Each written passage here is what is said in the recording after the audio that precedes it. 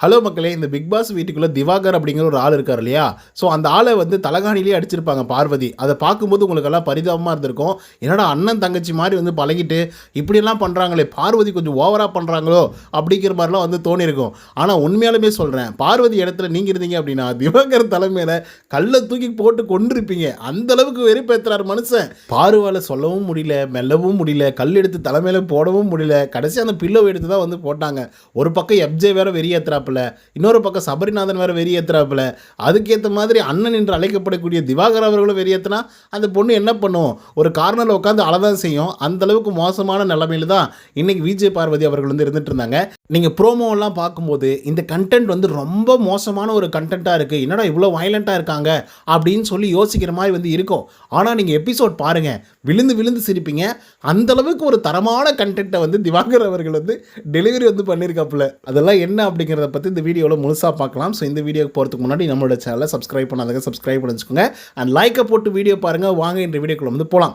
ஆக்சுவலாக நேற்றுக்கு தான் இந்த ஃபேக்ட்ரி டாஸ்க் அப்படிங்கிற ஒரு டாஸ்க் வந்து நடைபெற்றது இல்லையா? அதாவது தொடங்கினாங்க. இந்த மாதிரி டாஸ்க்கெல்லாம் வந்து பார்த்திங்கன்னா பெரிய பிளாப். இதுக்கு முன்னாடி சீசன்கள்லாம் பெருசாக ஒர்க் அவுட் வந்து ஆனதில்லை. பட் இந்த சீசனை பொறுத்தவரையிலும் பயங்கரமாக ஒர்க் அவுட் ஆயிருக்கு அப்படின்னு வந்து சொல்லலாம். ரீசன் என்ன அப்படின்னு பார்த்தீங்கன்னா, குவாலிட்டி செக்கராக போடப்பட்டிருக்கிறது வந்து விஜய் பார்வதி அவர்களையும் அதே போல் திவாகர் அவர்களையும் வந்து போட்டிருக்காங்க. ஆல்ரெடி விஜய் பார்வதி அப்படின்னாவே ஒட்டுமொத்த கண்டஸ்டண்ட்டுக்கும் ஆகவே ஆகாது அப்படின்னு தான் வந்து சொல்லணும். இன்னொரு பக்கம் விஜய் பார்வதி எல்லார் மேலேயும் குறை சொல்லக்கூடிய ஒரு ஆள். ஸோ அப்படிப்பட்ட ஒரு ஆளை வந்து பார்த்திங்கன்னா குவாலிட்டி செக்கிங்கில் வந்து போட்டிருக்காங்க. இன்னொரு பக்கம் திவாகர் அவர்கள், அவருக்கு ஒன்றுமே தெரியாது, அந்த ஆளை தூக்கி வந்து பார்த்திங்க அப்படின்னா குவாலிட்டி செக்கிங்கில் வந்து போட்டிருக்காங்க. ஸோ இவங்க காம்பினேஷனை யோசிச்சு பாருங்கள். ஒரு பக்கம் ஒட்டுமொத்த ஹவுஸ்மேட்ஸும் எதுக்கிற ஒரு பக்கம், இன்னொரு பக்கம் விஜய் பார்வதி ஒரே ஆள் நின்று எல்லாரையும் வந்து எதுக்கிற மாதிரி வந்து இருந்துட்டு இருக்காங்க. இன்னொரு பக்கம் என்ன ஏதுனே கண்டுக்காமல் காமெடியனாக நேரத்துக்கு சாப்பாடு கொடுத்து அப்பப்போ நான் நடிப்பு அரக்கன் அப்படின்னு சொல்லிட்டு இருக்கக்கூடிய ஒரு ஆள். ஸோ இவங்களை காம்பினேஷனோட யோசிச்சு பாருங்கள், செம தரமாக இருக்கும் அந்த கண்டென்ட்டு. சரி, கண்டென்ட்குள்ளே உள்ளர போயிடலாம், அதுக்கப்புறம் டிசைட் பண்ணிக்கோங்க, ஓகேங்களா?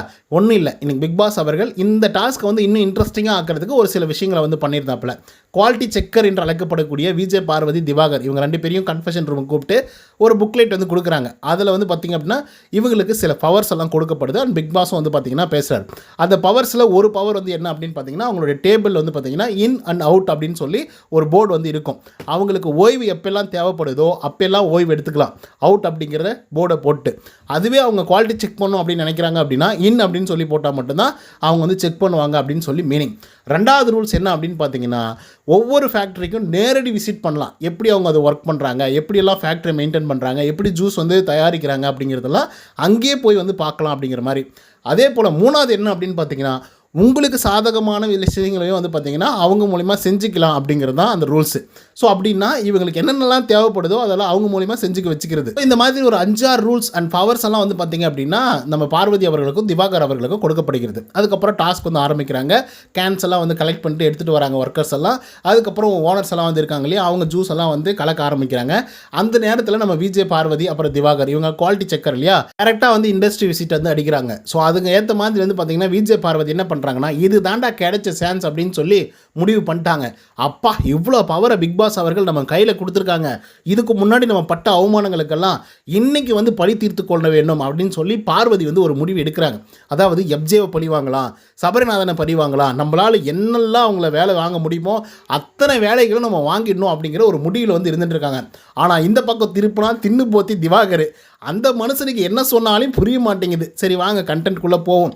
அதுக்கப்புறம் நம்ம பார்வதி அவர்கள் வந்து பார்த்திங்கன்னா எப்ஜேவை வெறுப்பேற்றுறதுக்காக என்னென்னமோ ட்ரை பண்ணுறாங்க. ஆனால் எப்ஜே வந்து பார்த்திங்க அப்படின்னா கொஞ்சம் கூட மிசுக்கவே இல்லை. அதுக்கேற்ற மாதிரி வந்து பதில்கள் சொல்லிகிட்டே இருக்கான். நீங்கள்லாம் ஒரு குவாலிட்டி செக்கரா, இந்த மாதிரிலாம் நீங்கள் வந்து லஞ்சம் கேட்குறீங்களே அப்படின்ற மாதிரிலாம் வந்து கேட்டுட்ருக்காங்க. அதுக்கு இவங்க என்ன பண்ணுறாங்க அப்படின்னு பார்த்தீங்கன்னா, மற்ற கண்டஸ்டன்ட்டும் கூட, அதுவும் குறிப்பாக ஓனர்ஸ் கூட எல்லாம் வந்து டீல் பேசுகிறாங்க. நான் உங்களுக்கு ஃபேவர் பண்ணணும்னா, உங்களுக்கு நான் அப்ரூவல் பண்ணணும் அப்படின்னா டீ கொடுங்க, சாப்பாடு கொடுங்க, ஃப்ரை பண்ணி கொடுங்க, முட்டை கொடுங்க, சாம்பார் கொஞ்சம் கொடுங்க அப்படின்னு சொல்லி இவங்க வந்து பார்த்திங்க அப்படின்னா அவங்களுக்கு தேவையான விஷயங்கள்லாம் வந்து மற்ற ஓனர்ஸ் கிட்ட வாங்கிட்டு இருக்காங்க. ஆனால் எப்ஜே மட்டும் வந்து பார்த்திங்கன்னா எதுவுமே பண்ணல. ஆனால் விஜய் பார்வதிக்கு எப்படியாச்சும் எப்ஜே அவர்களை தான் நம்ம பழி வாங்கியே தீரணும், அவனை எப்படியாவது நான் சொல்கிறத கேட்க வச்சே தீரணும் அப்படின்றது தான் அவங்களுடைய முதல் குறிக்கோளாக வந்து இருந்துகிட்ருக்கு.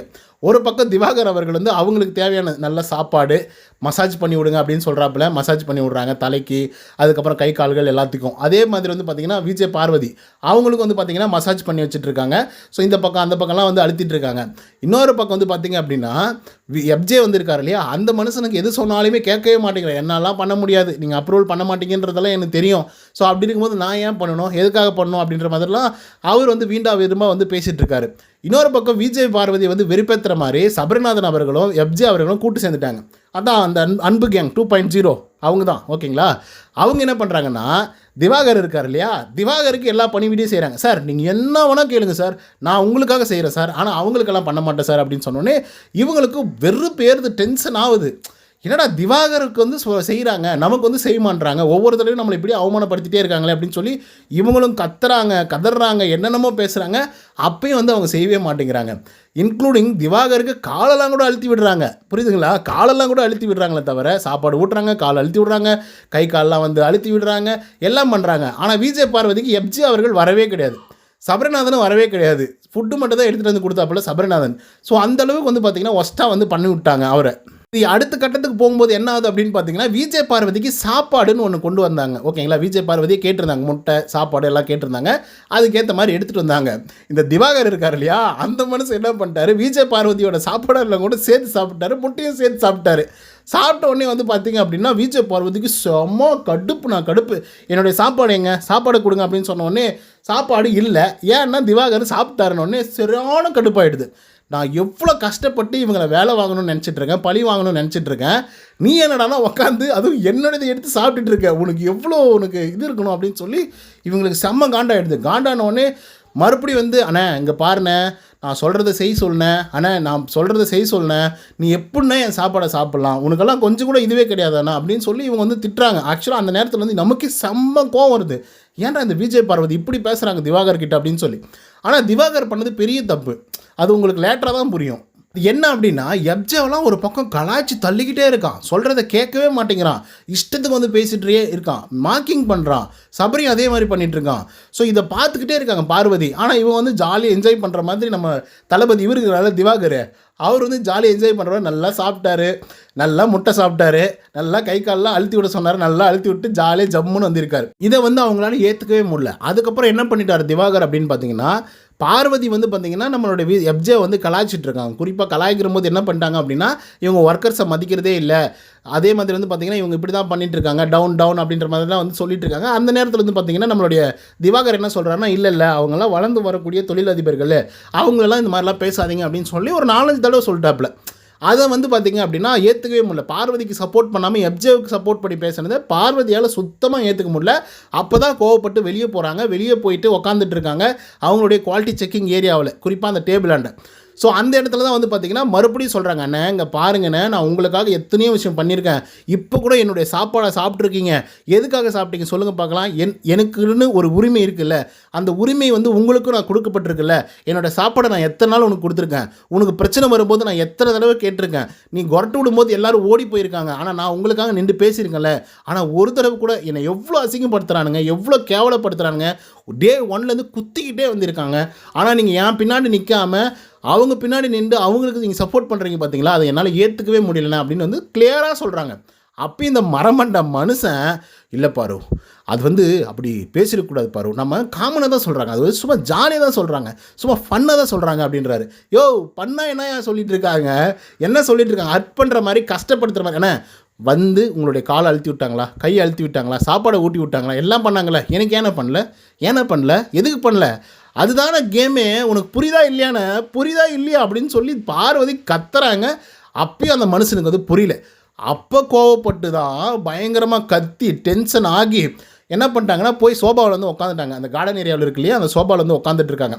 அந்த நேரத்தில் வந்து பார்த்திங்க அப்படின்னா இன்னொரு பெரிய விஷயம் வந்து நடக்குது. இந்த மாதிரி பிரச்சனை நடந்துட்டு இருக்கும்போதே வந்து பார்த்திங்கன்னா ரம்யா கூடவே இருக்காங்க. ரம்யா வந்து என்ன பண்ணுறாங்க அப்படின்னு பார்த்தீங்கன்னா பார்வதி கிட்ட டீல் பேசியிருக்காங்க. என்ன டீல் அப்படின்னா, என்ன நீங்கள் வந்து ஓகே பண்ணி விட்டீங்க, எல்லாத்தையும் அப்ரூவல் பண்ணிங்க அப்படின்னா, எல்லாரை விட அதிகமாக அப்ரூவல் பண்ணிங்க அப்படின்னா நான் உங்களுக்கு நாமினேஷன் ப்ரீ பாஸை வந்து விட்டு கொடுக்குறேன் அப்படிங்கிற மாதிரி சொல்கிறாங்க. அதுக்கு வந்து ஆசைப்பட்ட நம்மளுடைய விஜய் பார்வதி அவர்கள் வந்து எப்படியாச்சும் ரம்யா அவர்களை வின் பண்ண வச்சிடணும் அப்படின்றதுல குறியா வந்து இருந்துட்டு இருக்காங்க. பட் நம்ம திவாகர் இருக்கார் இல்லையா, அந்த மனுஷன் ரம்யாலாம் சுபிக்ஷா சுபிக்ஷாவும் ரம்யாவுக்கும் ஈக்குவலாக போட்டுடலாம், ட்ராப் பண்ணிடலாம் அப்படின்ற மாதிரி இவர் வந்து பேசிகிட்டு இருக்காரு. இது வந்து சுத்தமாக அவங்களுக்கு வந்து பிடிக்கவே இல்லை. ஏன்னா ரம்யா வின் பண்ணோம், அவங்க வின் பண்ணாக்கா அவங்க நாமினேஷன் ப்ரீஃபாஸ் கொடுக்கணும்னு சொல்கிறாங்க. இப்பயும் நான் சொல்கிறேன், நீ வந்து கேட்கவே மாட்டேங்கிற, உன்னுடைய கேமை நீ விளையாடிட்டு தானே இருக்க அப்படின்னு சொல்லி பயங்கர கோவம் வந்துடுது. இவருக்கு என்னென்னா சுபிக்ஷாவை ஜெயிக்க வைக்கணும் அப்படிங்கிறது இவருடைய இது, அவங்களுக்கு என்னென்னா ரம்யாவை ஜெயிக்க வைக்கணுன்றது அவங்களுடைய இது. இன்னொரு பக்கம் எப்படி பார்த்தாலும் எஃப்ஜே உள்ளர வரக்கூடாது அப்படிங்கிறது நம்ம பார்வதியோட கணக்கு. இன்னொரு பக்கம் நம்ம திவாகர் இருக்கார் இல்லையா, அவர் வந்து எனக்கு கூட தான் வினோத்தை பிடிக்காது அப்படின்னா அவரை கூட நீங்கள் வந்து அப்ரூவல் பண்ணக்கூடாது, ரிஜெக்ட் பண்ணி அனுப்புங்க அப்படின்னு சொல்லி இவங்களே வந்து சண்டை போட்டுக்கிறாங்க. அந்த நேரத்தில் பயங்கரமாக கோவமாகி தான் வந்து பார்த்திங்கன்னா விஜய் பார்வதி வந்து போய் சோபாவில் உட்காந்து அந்த நேரத்தில் வந்து திவாகர் போய் சொல்லும்போது பேசும்போது வந்து பார்த்திங்கன்னா அந்த தலகாணியை தூக்கி அடிச்சிருப்பாப்பில், அழுந்திருப்பாங்க. ஏன்னா எவ்வளவோ நான் பண்ணியிருக்கேன், நீங்கள் வந்து சுத்தமாக எதுவுமே மனசுலேயே வச்சுக்காமல் இஷ்டத்துக்கு வந்து பண்ணிகிட்ருக்கேன், பரவாயில்லையேண்ணே இந்த மாதிரிலாம் பண்ணலாமாண்ணே அப்படின்ற மாதிரி வந்து பார்த்திங்கன்னா அவங்க கதறிட்டு இருந்தாங்க, அழுதுட்டு இருந்தாங்க. அதுக்கப்புறம் இன்னொரு சம்பவம் வந்து நடந்துச்சு. என்ன சம்பவம் அப்படின்னு பார்த்தீங்கன்னா, கரெக்டாக அந்த நேரத்தில் வந்து சபரிநாதன், அதுக்கப்புறம் எஃப்ஜே இவங்கெல்லாம் உள்ளே வராங்க. உள்ளே மீன்ஸ் அந்த கார்டன் ஏரியாவுக்கு வராங்க. கார்டன் ஏரியாவுக்கு வந்த உடனே அண்ணே சாப்பிட்றீங்களாண்ணே அப்படின்னு சொல்லி சாப்பாடு எடுத்துகிட்டு வராங்க. இவ்வளோ தூரம் சொல்லிட்டு இருக்காங்க. ஆனால் அவங்களாம் வெறுப்பேற்றுறாங்க. எனக்கு நீ சப்போர்ட் பண்ணுன, என்னை எவ்வளோ அவமானப்படுத்துகிறாங்க, உனக்காக நான் நின்று பேசிகிட்டு இருக்கேன், ஆனால் நீ வந்து அவங்களுக்கு சப்போர்ட் பண்ணுற மாதிரி அவங்க என்னை வெறுப்பேற்றுறதுக்கு ஏற்ற மாதிரி நடந்துக்கிறேனே அப்படின்னு சொல்லி விஜய் பார்வதி இவ்வளோ தூரம் சொல்லிட்டு இருக்காங்க. அப்புறம் அவங்கெல்லாம் வந்து சாப்பாடு ஊட்டி அதுக்கப்புறம் வந்து என்னது அது பேர் என்னென்னமோ ஊட்டுறாங்கப்பா, அதெல்லாம் சாப்பிட்டுட்டு இருக்காரு மனுஷன், சாப்பிட்டுட்டே இருக்காரு. இவங்களுக்கு செம கணே போக சொல்லினேன், ஆனால் போக சொல்லினேன், யாராவது ஒரு ஆளை மட்டும் நிறுத்தினேன், போக சொல்லினேன்னு சொல்லியே இருக்காங்க. இந்த ஆள் கண்டுக்கவே இல்லை, இப்போ சாப்பாடு ஊட்டுறாங்கன்னு நல்லா ஜம்முன்னு சாப்பிட்டுன்னே இருக்காரு. சரி பார்வதியால் அதை பொறுத்துக்கவே முடியல, கடுப்பாய் போய் மறுபடியும் அந்த குவாலிட்டி செக்கிங் ஏரியாவில் உட்காந்துக்கிட்டு அழுக ஆரம்பிச்சிட்டாங்க. திரும்பி மறுபடியும் ரம்யா வராங்க. அதுக்கப்புறம் தான் இந்த விஷயங்கள்லாம் இவ்வளோ வெறுப்பேற்றுறாங்க, உனக்கெல்லாம் சுடு சொரணே இல்லையானே, நான் எவ்வளோ சொல்கிறேன் அப்போ கூட மறுபடியும் அதே பண்ணுறேனே அப்படின்றாங்க. அதுக்கப்புறம் அவ்வளோ தூரம் அழுது அவ்வளோ தூரம் சொல்லி, இல்லை பாரு நான் உனக்காக தான் செய்கிறேன், இதெல்லாம் சும்மா ஃபன்னுக்கு சொல்கிறாங்க, ஃபன்னுக்கு செய்கிறாங்க அப்படின்றாங்க.